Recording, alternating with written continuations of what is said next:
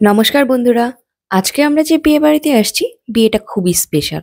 কারণ আজকে বিয়ে হচ্ছে বাঙালি মেয়ে আর মাওরারি ছেলের। বিয়ের ডেকোরেশনটা ছিল একদম দেখার মতো। আর পুরো বিয়েটা যেহেতু ওয়েডিং প্ল্যানার দিয়ে অর্গানাইজড করা হয়েছে, তাই প্রত্যেকটা জিনিসই ছিল একদম পারফেক্ট। আর এই দেখো, আমরা দিদিভাইয়ের বাড়িতে কিন্তু চলে আসছি। দিদিভাইয়ের বাড়িতে সুন্দরীদের মেলা বসেছে। প্রত্যেকেই দেখা যাচ্ছিল খুবই সুন্দর। দেখো, পিঙ্কি বৌদি, দিদিভাই সবাইকে বনি সাজিয়েছে। আর চাঁচলে তোমরা অনেকেই বনিকে সায়ন্তনী নামে চিনো। আর বনি একজন মেকআপ আর্টিস্ট। আর সবাইকে ও এত সুন্দর করে সাজিয়েছে, ও নিজেও প্রিন্সেসের মতো সেজেছে। আর এইটা হলো বনির মেকআপ স্টুডিও। এত সুন্দর মিররের সামনে দাঁড়িয়ে আর ভিডিও করব না তা কি হয় নাকি? তো আমি আর দিদিও একটু টুক করে ভিডিও করে নিয়েছি। আর এই তো বনি রেডি। এখন আমরা সরাসরি ভ্যানুতে চলে যাব। আর বনির লেহেঙ্গাটা সত্যি অনেক সুন্দর হয়েছে। আর নিচে দেখো, সব ছেলেদেরকে পাগড়ি পরানো হচ্ছে। বারোরিতের মধ্যে বিয়েতে হলো সব ছেলেরা পাগড়ি পরে থাকে। তো ওনাদের বাড়ি থেকে দুজন স্টাফ পাঠিয়ে দিয়েছে মেয়ের বাড়িতে প্রত্যেকটা ছেলেকে পাগড়ি পরানোর জন্য। তো এইদিকে ফার্স্ট টাইম তোমার দাদাকে পাগড়ি পরে কেমন লাগবে তার জন্য বললাম তুমি একবার ট্রাই করে দেখো। আর এদিকে দাদা ভাই তো একবার পরেছিল, দাদা ভাইয়ের পাগড়িটা না খুলে গিয়েছিল। তো দাদা ভাই আবার নতুন করে পরে নিচ্ছে। আর তনয়দা পাগড়ি পরেছে কি জন্য জানো? তনয়দা বলছে বাইরে অনেক ঠান্ডা, পাগড়িটা পরে নিলাম, মাথাটা এখন একটু সেফ থাকবে। আর এইদিকে কিন্তু তোমার দাদাকে দেখতে সত্যিই ভালো লাগছে। আমার কাছে তো একদম পাঞ্জাবি ছেলেদের মতো লাগছে। পায়জামা আর কুর্তা পরে নিলে আর তো কোনো কথাই হবে না। আমরা সবাই মিলে একটু ছবিও তুলে রাখছি, কারণ কখন আবার ও পাগড়িটা খুলে দিবে তার জন্য। তো এই তো দেখো, আমরা ভেন্যুতে চলে আসছি। আর ডেকোরেশনটা সত্যি অনেক সুন্দর। ঢোকার ফার্স্টে খুব সুন্দর করে পানের স্টল দেওয়া ছিল। আর এখন একটু পরেই বর ঢুকে যাবে, যার জন্য সামনে অনেক ভিড় হয়ে গিয়েছে। আর বরের বাড়িও যেহেতু চাঁচলেই, তাই ওইখান থেকে সবাই নাচতে নাচতে আসবে ভেন্যুতে।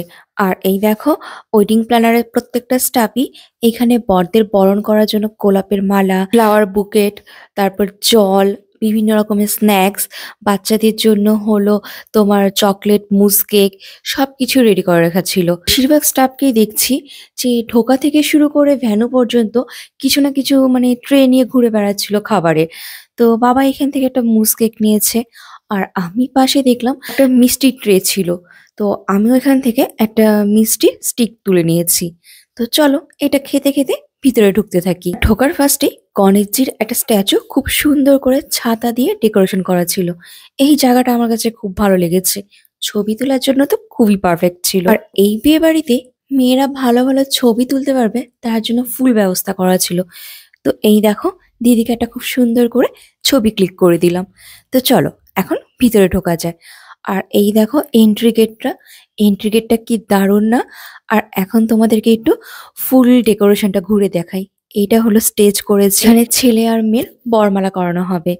আর এই দেখো, সবাই বসার জন্য সিটিং ব্যবস্থা করা হয়েছে। এইদিকে দেখো, পাশেই কিছু সুন্দর করে ঘরের মতো ডেকোরেশন করা হয়েছে, সবাই ওখানে বসতে পারবে।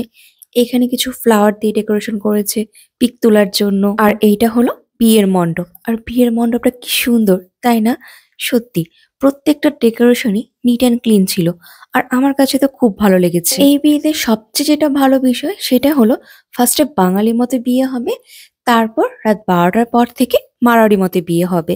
তো এই দেখো, আমি এখানে একটা মাসালা কোল্ড ড্রিঙ্কস নিয়েছি, আমার দাদা একটা পাইনাপেল মকটেলের মতো নিয়েছে, আর দিদি একটা 7 আপ নিয়েছে। ফুল ভেন্যুতে প্রত্যেকটা স্টাফই কিছু না কিছু ট্রে নিয়ে স্ন্যাক্স এর বলো, কোল্ড ড্রিঙ্কস এর বলো, বা গরম জলের, প্রত্যেকটা নিয়ে ঘুরে বেড়াচ্ছে।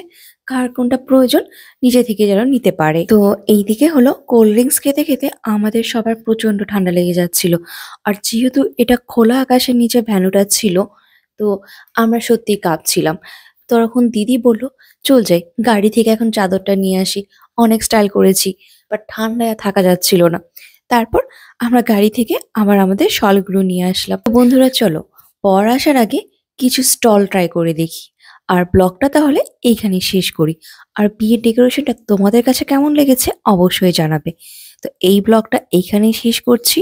যদি তোমাদের ভালো লেগে থাকে তাহলে একটা লাইক, কমেন্ট, শেয়ার দিয়ে আমাদের পাশে থেকো। নেক্সট ভিডিওতে এইখানে স্টলের সব আনকমন আইটেমগুলো কি কি ছিল সবগুলোই শেয়ার করব তোমাদের সাথে।